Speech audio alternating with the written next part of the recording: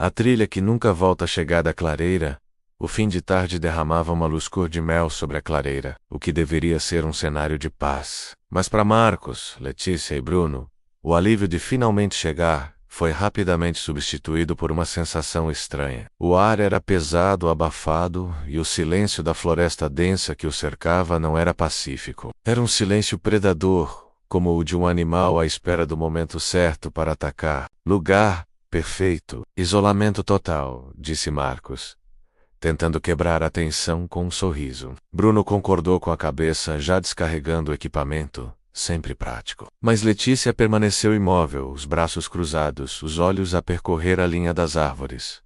Não sei, sussurrou ela, mais para si mesma. Parece que estamos a ser observados. Sinais estranhos enquanto montavam as barracas. A sensação de estranheza de Letícia encontrou forma.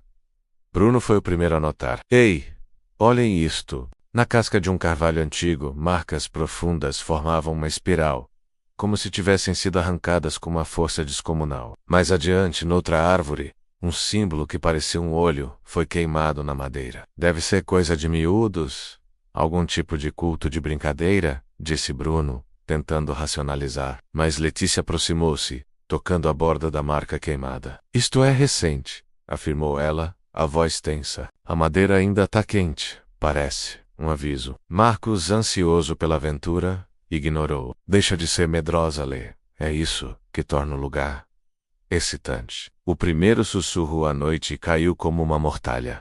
E a única coisa que afastava a escuridão total era a fogueira crepitante. Eles assavam marshmallows, contando histórias para encher o silêncio opressivo. Foi então que Marcos ouviu som fraco, quase imperceptível, vindo da mata escura. Um sussurro que se assemelhava a uma brisa entre as folhas, mas que formava uma palavra.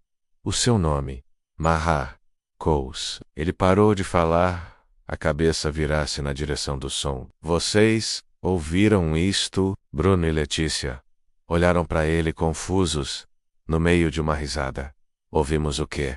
O vento? Perguntou Bruno, mas Marcos sabia que não era o vento. Era um chamado. Uma compulsão irresistível, uma comichão na nuca, puxou para se levantar. Vou só ver o que foi. Fiquem aqui. A trilha misteriosa. Com a lanterna a cortar um feixe trêmulo na escuridão, Marcos entrou na floresta. O som dos seus amigos e da fogueira desapareceu quase instantaneamente.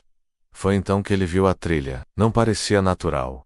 Parecia ter sido feita para ele. Págadas frescas, de pés descalços, marcavam o chão úmido.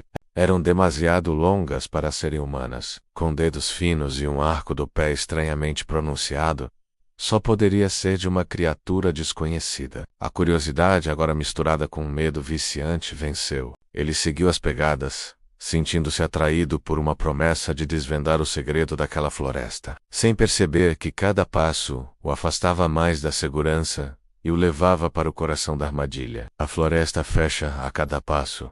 A floresta parecia conspirar contra ele. Os galhos das árvores pareciam entrelaçar-se à sua passagem, criando um túnel claustrofóbico. A luz da sua lanterna começou a piscar.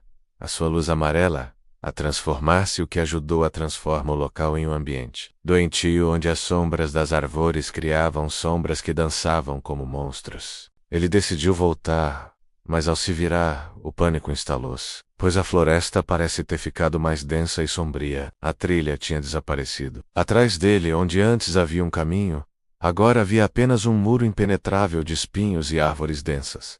A floresta tinha o engolido, a sua prisão tinha se fechado. Sons de nada. A lanterna morreu com o estalido final, mergulhando numa escuridão quase total. E foi aí que os sons começaram. Um ataque psicológico vindo de todas as direções. Sussurros com as vozes dos seus pais, gritos de uma mulher em agonia, e risadas agudas e infantis que ecoavam entre as árvores. Ele tapou os ouvidos e correu às cegas, tropeçando em raízes, o seu corpo a ser arranhado por galhos. Apenas encontrou uma neblina fria e úmida que subia do chão, com um cheiro a terra podre. Exausto e a tremer, ele tropeçou em algo. Ao apontar a luz fraca do seu celular, viu pequenas estruturas grotescas, totems, macabros, feitos de galhos, ossos de animais e algo que parecia cabelo humano, pendiam das árvores como frutas profanas. Num deles, estava amarrado um pedaço de tecido familiar. Era um emblema do equipamento de uma mulher que desaparecera naquela mesma serra há 10 anos. Um caso que todos na região conheciam. A mochila rasgada. O medo deu lugar ao terror absoluto, quando, mais à frente, ele encontrou uma mochila antiga, coberta de bolor e rasgada por garras.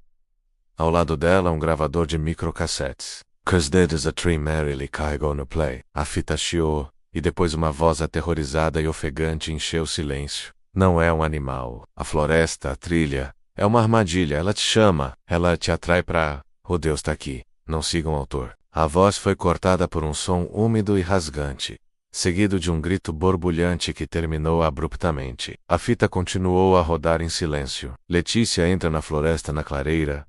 O tempo arrastava-se. A preocupação de Letícia transformou-se em pavor. "Ele já devia ter voltado", disse ela, a voz a tremer. Bruno, embora tentasse manter a calma, também sentia o medo a instalar-se. Juntos, chamaram por Marcos, mas apenas o silêncio lhes respondeu.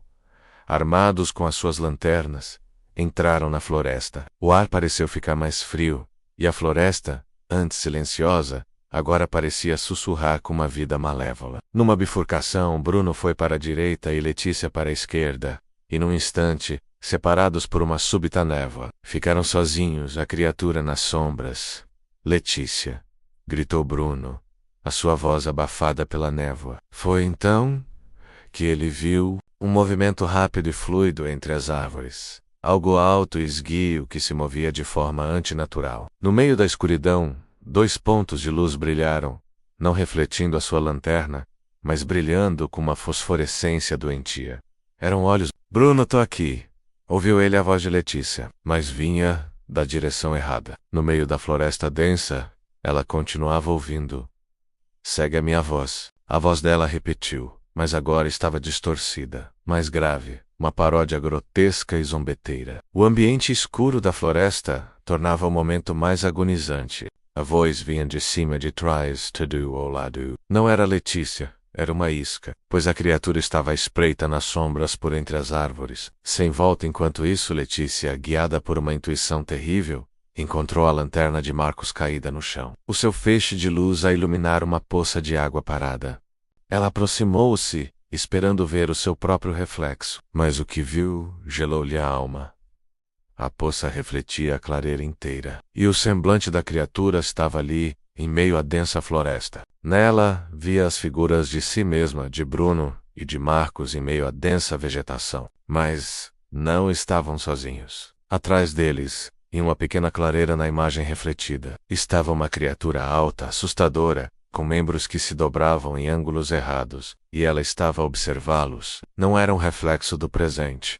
Era uma visão do seu inevitável fim. A floresta silencia, o sol nasceu, os seus raios dourados a lutar para penetrar o denso dossel da floresta. Na clareira, a fogueira estava reduzida a cinzas frias. As barracas estavam montadas, intactas, mas o acampamento estava vazio. Os pássaros não cantavam. Havia uma paz estranha e final. Em redor da fogueira apagada, 3 pequenos e novos totens, feitos de galhos e ossos, tinham sido cuidadosamente colocados em triângulo. Eles observam um oceano verde infinito de árvores. A floresta permanece em silêncio absoluto. O silêncio satisfeito de um predador que acabou de se alimentar. Se o medo é o que te move, inscreva-se para não perder o próximo pesadelo. E deixe sua curtida para nos ajudar a trazer mais conteúdos como este. Obrigado e até o próximo vídeo.